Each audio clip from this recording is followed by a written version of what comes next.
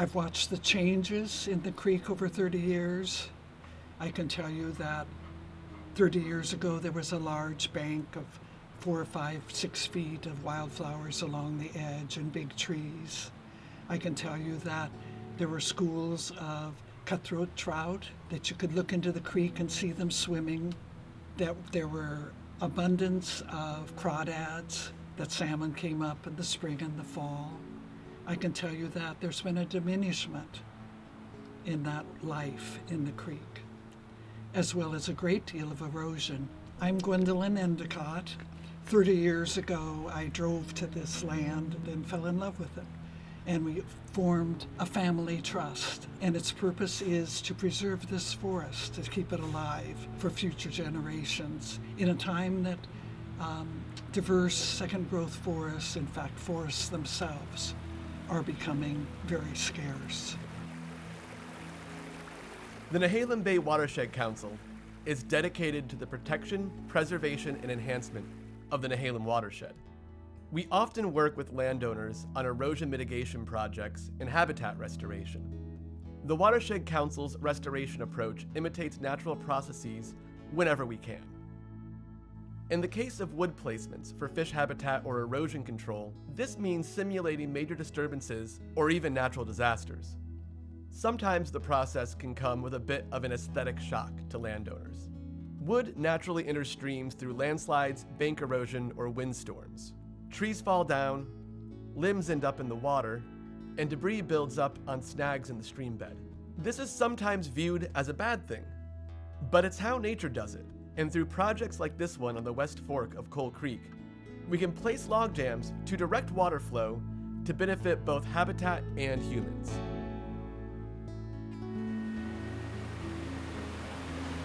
Where we're at right here is a placement that we installed to help protect the bank underneath one of the landowners' yurts. After you create a disturbance, you go in there and you replace what you removed as best you can. And this really does simulate what would happen in the situation of a major disturbance.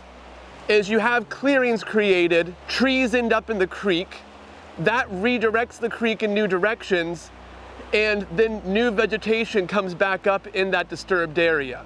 And these cycles are a part of how forests change over time, and how creeks and rivers and streams change over time. We had 15 feet when we placed the yurt about 15 years ago, was it, Carol? It was close to 20, actually. 20 years yeah. ago, we had a 15-foot buffer before the creek, and have a nice creekside yurt. And now now it's creekfront property. It's right. Yeah, we don't know what's going to happen. We'll be watching it closely.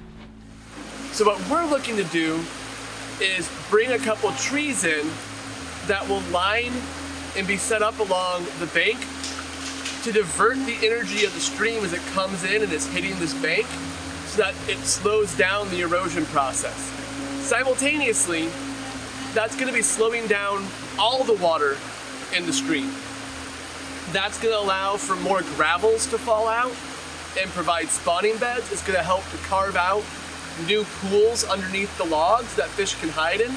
And the root wads are going to provide structure for fish to hide in and around. And it's going to help to diffuse that energy as well as drop out some of those gravels and stuff to create better spawning habitat for fish.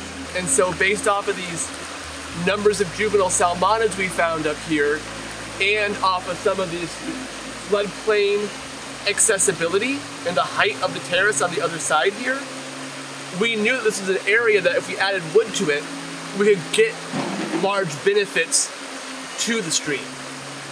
And that's how we chose this quarter-mile stretch of West Fork Coal Creek. In addition to the landowner concerns that were brought to us, it was kind of a perfect meeting of our priorities and landowner needs. The immediate concern as property owners is what's the impact on us, what's our responsibility, and is it going to solve what started this in the first place, which was an erosion problem. The erosion problem was impacting our road, and we had to deal with that. For me, it was not just taking care of that immediate problem. It was also making it work environmentally for all the neighbors here. And in particular with the final goal, as through my education, of the health of this creek. And that became really what was driving me, was fix the problem, which was the erosion with the road. But all of a sudden it became fish, it became beavers, it became the plants and the trees and this whole environment. Just, it's like we can make this better than it is. We're harvesting the trees right here out of the riparian, tipping them over and putting them in with the root wads and kind of as whole as possible. As far as what I would expect this to do in the next couple of years is it's going to collect a lot of the small wood that's just transient in the stream. It'll build up on the jams, and that'll collect gravel as the water slows down at those jams. And the jams will actually probably partially bury with gravel. And that'll bring the stream base up closer to the floodplain, and your high flows will interact with the floodplain more often. You know, I mean, they're dealing with some big trees and big root balls and really big stuff. And I'm extremely impressed with how he moved that stuff around and put it so successfully in the right places. It's fun to watch, gotta say. It was interesting. What I'm standing on right now is a structure that our contractor just put in this morning, and he was building off of an existing log jam that was already here to try and create a spanning structure that will be relatively stable, will build up more material, and will help to push more water up and over onto the floodplain over here. We are coming into a system where there isn't currently enough large wood because a lot of these streams were cleaned historically, or they were cleaned upstream, which means they took a bulldozer or machinery and pulled wood out of the system. What we're doing now is putting wood back into the system to restore the previous condition until the trees that are along through the area grow to a size and then tip into the creek on their own.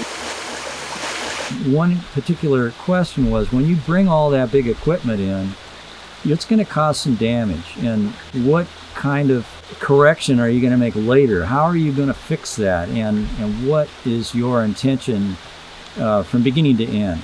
So today, what we're doing is we're coming through and replanting. We're replanting because obviously coming through with an excavator into a riparian forest like this creates a lot of disturbance. And now we're going through and replanting because we want to have the next generation of riparian trees coming up here.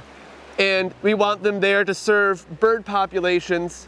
We want them there to shade the creek. We want them there to do all of the nutrient cycling that happens with needles that fall in and branches. It's something we hope to not have to do again in the future, right?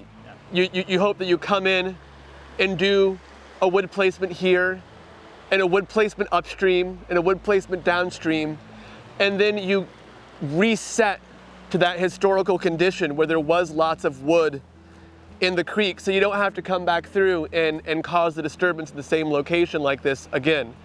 The systems can be back in place for those disturbances to happen naturally. So many of the conflicts that we encounter around these projects is fundamentally based in the fact that people operate on a human timeline. They don't operate on a geomorphic timeline. And so projects like this help to put those processes back into play.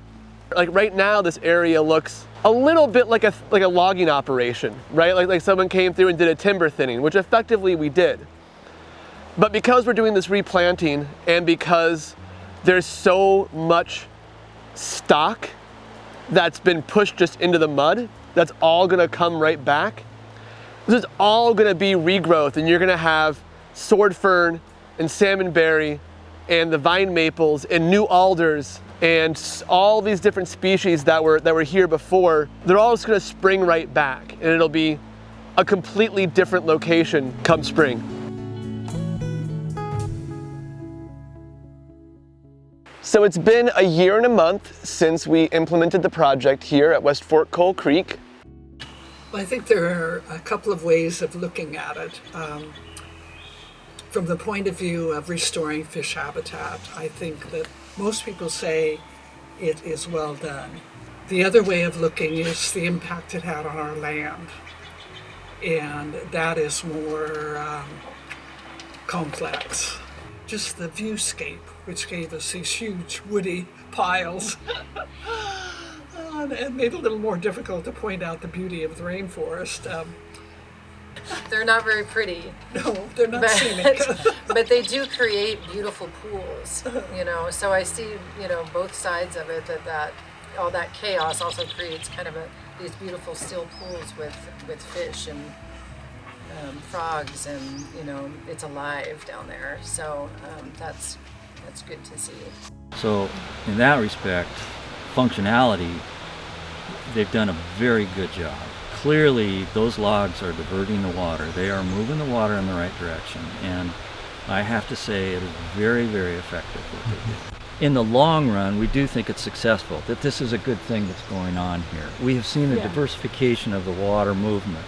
We've seen new pools and new gravel beds happening. We see all those things that they told us they were trying to create, and they've done that, and we're really happy about that. And I'd probably make the same decision. The overall effect is successful. I think that the things that are a big gulp for us is like, whoa, what does it look like? My hope is that the example of this project and the experiences that we've had here will give landowners considering doing a fish enhancement project on their property context for what it is we're proposing to do. Because overall, this is quite typical of a fish enhancement project using large wood from on site. My hope is that this can really help people be prepared for what those impacts might look like if they were to do a project on their own property. The forest and the creek are working to repair themselves. The forest has an amazing resilience. Habitat restoration can be a messy business. Sometimes it looks like planting 100 trees to stabilize a bank, but sometimes, to fix the mistakes of our past, it becomes bigger than that. And we need to start with excavators and chainsaws and moving whole trees.